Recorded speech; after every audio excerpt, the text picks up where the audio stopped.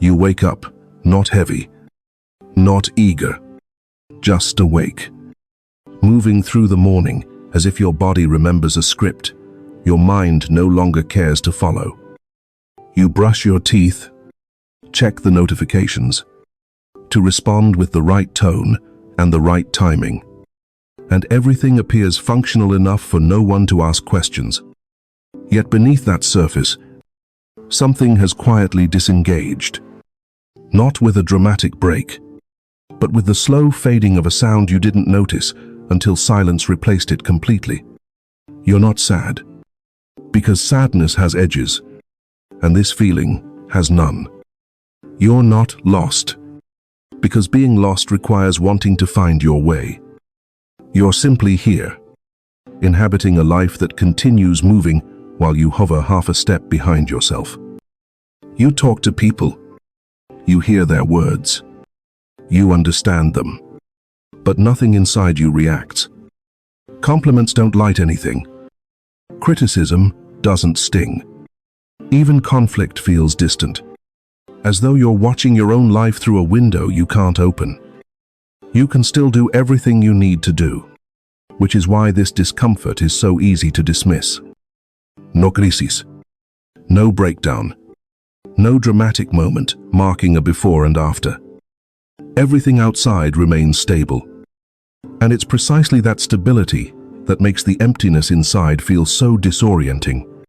You find yourself remembering what excitement used to feel like, not because you miss it desperately, but because you realize you haven't felt anything close to it in a long time. You go through your routines with precision, but without presence. You finish tasks automatically. You reply to messages automatically. You smile automatically. And in between those automatic moments, you notice a strange neutrality spreading through your inner world. You're not pretending. You're not collapsing. You're just not touched by anything anymore. You're functioning without participating. And the quiet question rising in you is one you avoid forming in words. What if something inside you has powered down? Not out of weakness, but out of exhaustion from holding too much for too long. You try to reason with yourself, maybe this is adulthood. Maybe everyone feels this. Maybe this is maturity. Maybe the fire inside isn't supposed to burn forever. But there's another truth, softer yet sharper. Settling under your skin, you don't feel like yourself. And yet you can't point to when that shift began. This isn't chaos. Chaos would at least feel alive. This is the absence of inner movement, the evaporation of inner color. And then, for reasons you can't explain, this message crosses your path. Not loudly, not dramatically, just appearing at the exact moment you've stopped looking for motivation but haven't fully surrendered to numbness. Maybe it's not you who found this message. Maybe it found you because something in you has reached the threshold where silence is no longer acceptable. Not because you're chosen, not because fate is whispering, but because there is a psychological moment when the mind, stripped of noise and distraction, becomes ready to hear what it resisted before. You're not being guided by destiny. You're simply standing in the one place where truth can finally reach you, the pause between who you were and who you can no longer pretend to be. And here is the sentence that once it enters you, you cannot unknow it if your life feels emotionally distant. It is not because you are failing at living, it is because a deeper part of you has outgrown the life you built before you knew yourself. And the moment that recognition lands, you cannot return to the old way of being blind inside your own days. You keep wondering why this heaviness without weight keeps following you. Why things that once sparked something now pass through you without leaving a trace. And the first instinct your mind reaches for is blame. You assume there must be something wrong with you. Some flaw you failed to fix. Some weakness you should have outgrown by now. You look at your own quietness and call it malfunction, as if your soul were a machine that suddenly stopped responding to commands. But what you're experiencing is not collapse. It is not depression disguised as calm. It is not emotional failure. And it is not proof that you're fragile. This state is not pathology. It's transition. There are inner shifts that happen so subtly the conscious mind cannot name them. Yet the unconscious registers them long before you can. You didn't break. You outgrew an internal structure you stayed in for too long. And now your psyche is no longer energized by the things that once kept you moving. Because those motivations belong to an older version of you. This emptiness you feel is not a void, it is space being cleared. The exhaustion is not a warning sign, it is your system shutting down outdated patterns. If you were malfunctioning, you would feel panic. But what you feel is a quiet detachment, a strange neutrality that doesn't scream but also doesn't leave. That neutrality is not a dead end. It's a doorway. When a person's inner world evolves faster than their outer life, this limbo, a piercer, psychological in-between, where your identity loosens its grip but has not yet taken a new shape. And because it lacks language, your mind tries to interpret it as personal failure. But look closer. You are not desperate for distraction the way someone collapsing would be. You are not chasing stimulation the way someone numbing out would be. You are simply observing your own distance with an honesty you didn't have before. Feeling the subtle truth that something has shifted. There is no shame in this. In-depth psychology. This is the beginning of recalibration. The moment the unconscious pulls energy away from what no longer aligns, your system is not shutting down, it is reorienting. It is refusing to fund a life that no longer matches who you're becoming. This is why forcing yourself to feel better doesn't work. This is why positive thinking cannot touch you. This is why pushing yourself harder only creates more resistance. You're not tired. You're misaligned. And the psyche, when misaligned, withdraws its emotional electricity, so you cannot continue living on autopilot. This withdrawal is not punishment. It is protection. It is the mind refusing to let you keep betraying yourself. You are not weak for feeling this way. You are not late in life. You are not behind. You are not defective. You are standing at the edge of shedding an old layer. And it feels like emptiness only because you haven't grown into the new one yet. Think of a snake before it sheds. There is discomfort, dullness, a sense of not fitting inside oneself anymore. Nothing is wrong. The old skin is simply too tight. Humans go through the same silent molting. But unlike animals, we judge ourselves for it. You don't need to justify this state or fight against it. You only need to understand one thing. This is not evidence that you're failing. It is evidence that you're changing. And the mind, before it transforms, always goes quiet. That quiet is not the end of your story. It is the clearing of space for the chapter you haven't written yet. You keep trying to solve yourself as if you were a problem, searching for missing pieces, hidden explanations, old wounds to reopen, new labels to wear, hoping one of them will finally explain why you feel misplaced inside your own life. But the truth is simpler and far less dramatic. Nothing inside you is malfunctioning. You are not broken. What's broken is the belief that you must always feel driven, purposeful, inspired, or certain to be whole. That belief has exhausted you more than any event in your life. You grew up thinking that emotional clarity equals emotional health, that ambition equals worth, that motivation equals identity. And now, when those states dissolve, you assume it is you dissolving. But it isn't. What's dissolving is the version of you built on pressure, expectation, survival instincts, and borrowed meanings. The detachment you feel is not the collapse of your inner world. It is the collapse of illusions you were taught to trust. You think you've lost yourself, but what you've actually lost is the noise. And because you don't yet know who you are without the noise, the silence feels like absence. But silence is not absence. Silence is truth without embellishment. You mistake this quiet for emptiness because it does not excite you. But the purpose of this stage is not excitement, it is exposure. Exposure to what actually matters when nothing artificially lifts you. Exposure to the raw version of you that exists beneath roles, routine, and reflexes. And, yes, it feels unfamiliar. Growth often feels like losing yourself before it feels like finding yourself. You were conditioned to believe that direction must be constant, that clarity must be continuous, that energy must be predictable. But that's not how inner development works.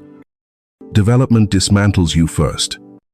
It takes away every identity that isn't truly yours and waits to see which parts you reach for again.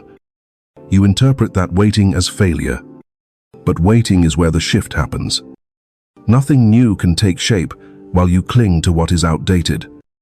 The discomfort you feel is not life closing in on you. It's your psyche refusing to let you shrink back into an older version of yourself. The reason you no longer feel motivated by what once mattered is because your unconscious has already moved on. Even if your conscious mind hasn't caught up, you are grieving a way of being that can no longer sustain you. And grief doesn't always show up as pain. Sometimes it shows up as numbness. Sometimes it shows up as the inability to force yourself into old patterns. Sometimes it shows up as indifference to things that once defined you. But indifference is not death. It is the clearing before rebirth. The old belief, the one that tells you your value depends on momentum, has been the real source of your suffering. You think you're stuck because you're doing something wrong. But stuckness is not a result of failure. It is a message. A message saying you've reached the limit of who you were allowed to be. You are not meant to stay in the same emotional architecture forever. You are not meant to outrun the seasons within you. You are not meant to call every shift a crisis. The truth is this: nothing terrible is happening to you. What's happening is simply unfamiliar. And unfamiliar feels uncomfortable because you haven't lived in this version of yourself long enough to trust it. But trust will come. And when it does, you will look back at this strange quietness and recognize it for what it truly was, the beginning of returning to yourself. Not the end of anything worth keeping. You've always known, quietly, that you don't move through the world the way most people do. You feel more, even when you try not to. You notice what others overlook: the tension in someone's voice, the shift in a room, the unspoken intentions beneath pleasant words. You pick up on patterns without trying, sense when someone isn't fully present, and recognize emotional currents before anyone else admits they're there. You read people without wanting to. You carry depth even when it feels heavy. And because of that depth, the world often misunderstands you, calling you distant when you're simply discerning, calling you intense when you're simply honest, calling you sensitive as if sensitivity were a flaw rather than a form of intelligence. For a long time, you thought being this way made you fragile, too porous, too susceptible to the weight of life. But there is another truth you've avoided: acknowledging you are not like most people. And that difference is not a defect. It is a sign of a psyche that refuses to live on the surface. It's the trait that makes you see through pretenses, feel the emotional temperature of a conversation instantly, and know when someone's words don't match their energy. It's why superficial things no longer satisfy you. It's why certain environments drain you while others ignite you. It's why you've always had an inner world richer than what you show. But this difference, as much as you may want to embrace the comforting narrative that it makes you special, is not meant to inflate you. Being different is not a reward. It's a responsibility. It means you cannot live half asleep the way so many do. You cannot force yourself into the molds that choke your spirit. You cannot pretend not to know what you know, cannot unsee what you've seen, cannot silence what your intuition insists on telling you. Your depth demands alignment. And whenever you betray that alignment, by staying where you don't belong, by accepting what shrinks you, by pretending to care about things that no longer resonate, you feel it instantly as emotional deadness. Others can numb themselves for years. You cannot. Others can ignore inner misalignment until life collapses around them. You feel misalignment the moment it begins. That isn't weakness. It's an internal compass set too precisely for you to wander far without consequences. And the consequence is exactly what you've been feeling, the quiet disconnect, the muted days, the sense of watching your life instead of inhabiting it fully. This isn't happening because you're dysfunctional. It's happening because your psyche refuses to let you live beneath your potential or beneath your truth. Sensitivity, depth, awareness, they're all invitations to live deliberately, not passively. And the moment you try to shrink yourself to move more easily among people who live on emotional autopilot, your system pushes back. You're not meant to drift. You're not meant to disappear inside routines. You're not meant to quiet the parts of you that feel too much, know too much, or see too clearly. The discomfort you feel now is the tension between who you were trained to be and who you actually are. And the second version, the truer, one will always win. It's not a curse that you experience life differently. It's a call away from imitation, a call toward authenticity, a call to step into the weight of your own consciousness, not as something burdensome, but as something precise and necessary. You were not built to live lightly. You were built to live truthfully. And truth, once felt, does not let you return to sleep. Chapter 1. There is a particular kind of loneliness you know too well. The kind that doesn't come from being without people, but from being without resonance. You sit in a room full of voices and feel like you're observing life instead of participating in it. You talk. You respond. You nod in the right places. Yet none of it touches the part of you that longs to feel understood without needing to translate yourself. This loneliness isn't loud. It doesn't ache in sharp ways. It lingers like a thin fog. Soft but constant. Settling into the spaces where connection should live. You start to believe something must be wrong with you. That maybe you're difficult to reach.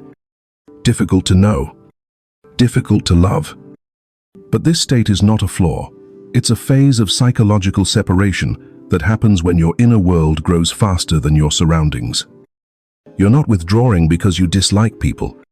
You're withdrawing because you can no longer tolerate conversations that skim the surface, while something deeper in you calls for honesty, presence, and healness. You're not isolating because you're broken. You're isolating because your psyche is preparing you to shed an older identity that once kept you safe. Loneliness here is not emptiness. It is the space required for inner restructuring. What feels like disconnection is actually the beginning of alignment with a self you haven't fully stepped into yet. Chapter 2. There is another state you've been wrestling with. The loss of motivation that once drove your days. Tasks you used to complete with momentum now feel heavy. Not because you're lazy, but because your inner engine refuses to power what no longer matches your truth. You wake up without urgency. You move through routines without the spark that once defined you. Even goals that once thrilled you now feel hollow, as if they belong to someone you no longer are. You tell yourself to push harder, to be disciplined, to reclaim your old rhythm. But your body doesn't respond. Your mind rebels. Your energy disperses. And so you assume you're failing. But this is not failure. It's psychological shedding. When an older identity dissolves, the motivations built around it dissolve too. You're not losing drive. You're losing compatibility with an outdated version of yourself. Depth psychology describes this as an inner recession of energy, is a necessary withdrawal so the psyche can redirect its resources toward the self you're becoming. The lack of motivation is not a moral weakness. It is a signal that your life can no longer run on borrowed desires. What you're feeling is not collapse but transition. Not the end of ambition, but the clearing of space for a purpose that actually aligns with your present consciousness. You are not stuck. You are being recalibrated from the inside out. Chapter 3. There comes a point where the urge to prove yourself simply dissolves. Not because you've reached some grand enlightenment, but because something in you finally grows tired of performing for a world that never truly sees the depth behind the performance. You notice how you once shaped your sentences to be understood, softened your truth to be accepted, calibrated your reactions to appear balanced and agreeable. You worked so hard to be interpreted correctly that you slowly drifted away from yourself. And now, suddenly, without warning, the desire to prove anything evaporates. You no longer feel compelled to defend your choices or justify your pace. You no longer crave validation as a sign you're doing life correctly. You don't even feel motivated to correct misunderstandings anymore. It isn't numbness. It's clarity. Clarity that your worth no longer needs the echo of other people's approval to exist. This shift is not arrogance, it is maturation. Depth psychology calls this the withdrawal of the personae mask you built to navigate a world that rewarded performance over authenticity. When the psyche begins stripping that mask away, you stop chasing the endless loop of being seen, heard, approved, celebrated. You feel a new kind of stillness rise in you, quiet but firm, saying, I do not need to prove myself to belong here. And the moment that truth lands, the external world loses its power to shape your identity. Chapter 4. Soon after that, another shift appears. One that feels even more disorienting, the collapse of your attachment to praise and criticism. Compliments that once lit you up now feel like passing weather. Criticism that once pierced you now meets an inner space that refuses to absorb it. You don't become indifferent to life, you become indifferent to being defined by it. What once triggered you barely ripples through your mind. What once inflated your ego barely moves your breath. There is a neutrality now, but not the hollow neutrality you felt before. This is the neutrality of someone who has finally stepped out of the arena. For so long, you believed belonging required constant effort adjusting, negotiating, pleasing, shrinking, expanding. And now, with a simplicity that surprises even you, the desire to belong no longer dictates your behavior. You don't chase rooms that don't feel right. You don't cling to people who can't meet you. You don't attach your identity to the approval of strangers, friends, or even old versions of yourself. This is not withdrawal from life. It is withdrawal from illusion. In depth psychology, this is the emergence of the self, the part of you that no longer allows the ego to be tossed around by external winds. You are not becoming cold. You are becoming grounded. You are not losing passion. You are losing dependency. And that loss is liberation. In this state, you realize you can walk alone without feeling abandoned. Speak the truth without fear of consequence. And let others think what they think without needing to reshape yourself to fit their imagination. What you once called isolation is actually sovereignty. What you once called detachment is actually inner stability. You are no longer asking to be understood. You are no longer negotiating your presence. You are simply becoming someone who exists without needing permission. There is a moment, quiet but unmistakable, When you finally see the pattern, you've been living inside without realizing it. You've been waiting. Not consciously, not with desperation, but with a subtle hope that someone, something, some force outside you would eventually reach in, pull you forward, and place you back into a life that feels alive again.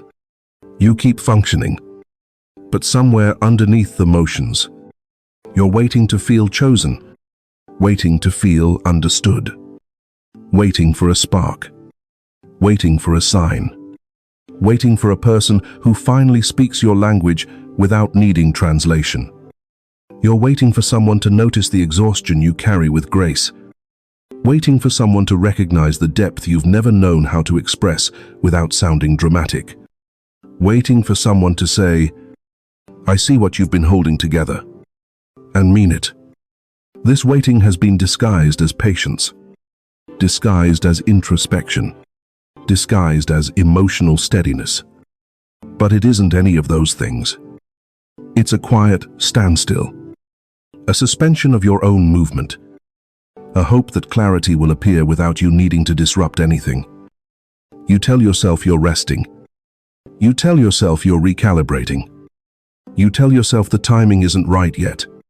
But underneath all those explanations is a truth that refuses to be hidden. Much longer, you've been handing your life over to the possibility that someone else will give it back meaning. You don't want to admit this, because you've always considered yourself strong, independent, capable.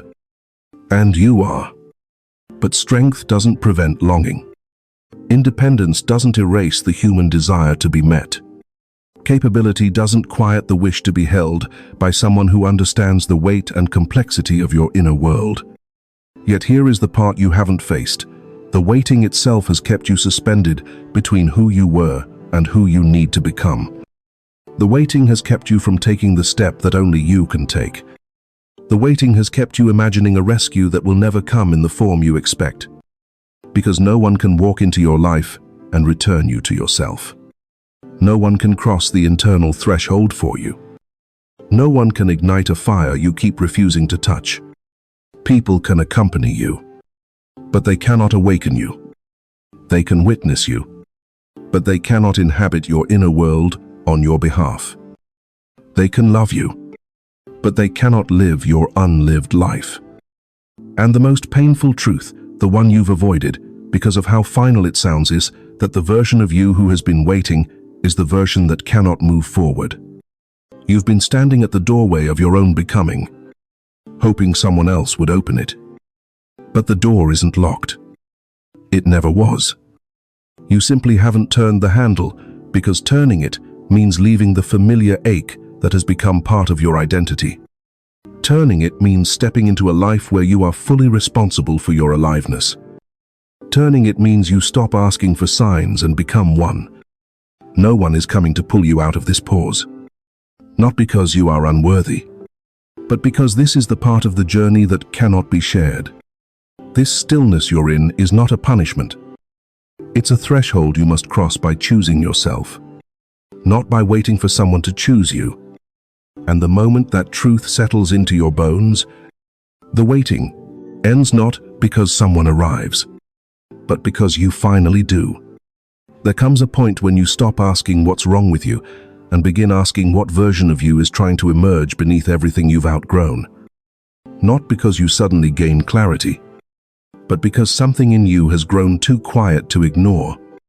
You begin noticing the subtle shifts, the conversations you no longer tolerate, the ambitions that no longer excite you, the people you no longer shrink yourself for, the environments that suddenly feel too small for the person you're becoming. It's not dramatic. It's not loud. It's a slow rearranging of your inner architecture, a reorientation you didn't choose consciously but can no longer resist. Life doesn't suddenly make sense, but it stops needing to. You stop looking for the old momentum to return because you finally understand it belonged to a previous self. You stop searching for a spark from outside because you recognize the only flame that matters is the one you've avoided, lighting within yourself. You stop expecting someone to interpret your silence, your heaviness, your longing, because you realize none of it was ever theirs to decipher. You stop waiting for permission to change, because waiting has already cost you too much of yourself. And without ceremony, without announcement, without any external validation, you begin to inhabit your own presence again.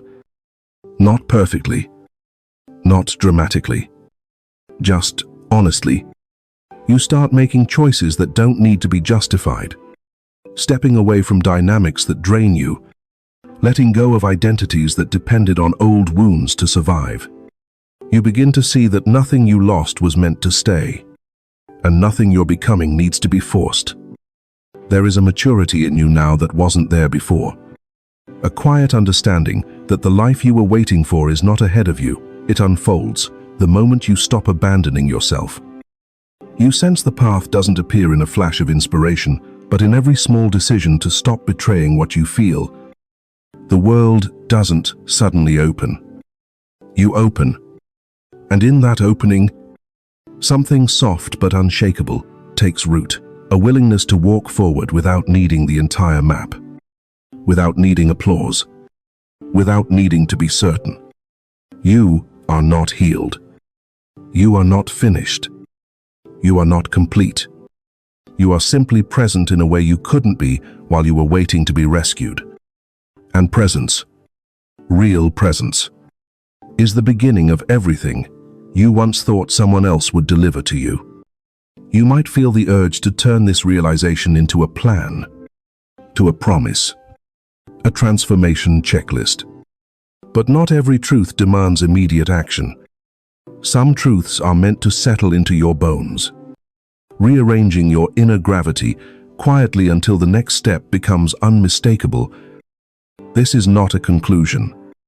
It is an opening, a widening of the doorway you once feared to walk through. A reminder that your becoming will not arrive in a single moment, but in the accumulation of the moments when you choose not to abandon yourself. Nothing is fixed. Nothing is closed. Nothing is final. You are only beginning to return to the place you left long ago yourself. And from here, everything shifts slowly, steadily, inevitably, not because the world changes, but because you finally stopped waiting for it to. If this resonated, leave one word: present.